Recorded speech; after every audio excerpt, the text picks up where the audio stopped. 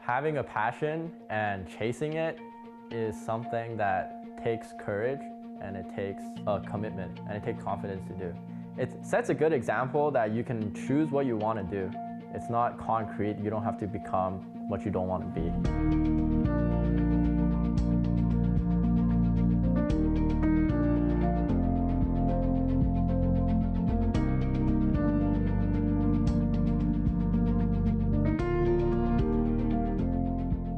He was the wildest of all my 3 children. Wild in the sense that he does a lot of things that sometimes surprises me.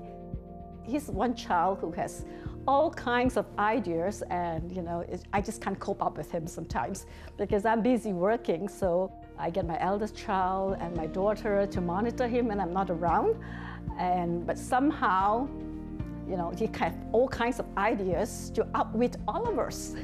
He will try all sorts of ways to, get on the computer, and because my mom is always at work, so I'm like the little mom, and I always give him like, okay, from this time to this time, you can game, but after that you have to stop. And then he doesn't listen to me, and he gets really creative in coming up with, ways to just get on the computer.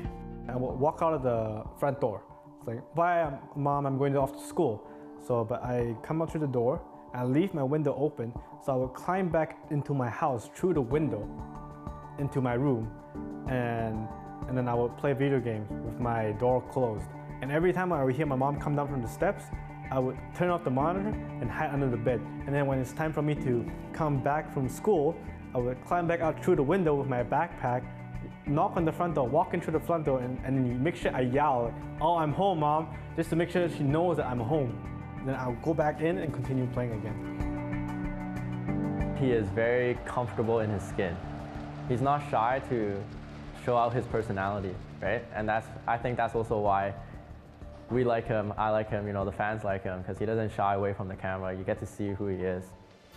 I told myself that if I couldn't make the I-5 and beat the North American scene, then I'll probably call it quits and go back to school.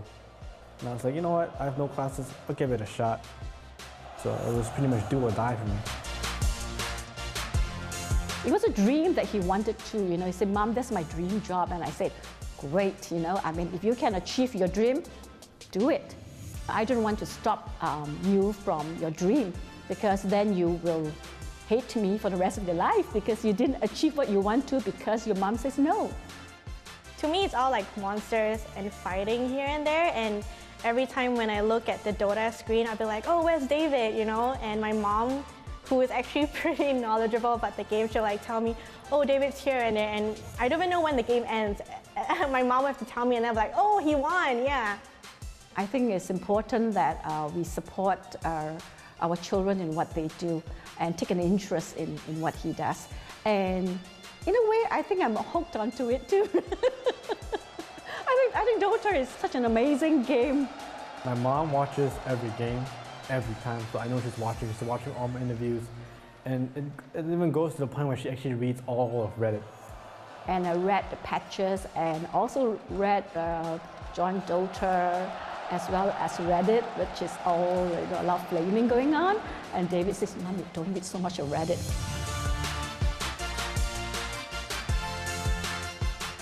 Maybe he didn't have doubt himself, but there's doubt being thrown at you. Are you sure you're just going to play games? You're never going to make a career out of playing games. He has that belief in himself, and that carries him through the journey. When you hit past a certain age, you're kind of all in.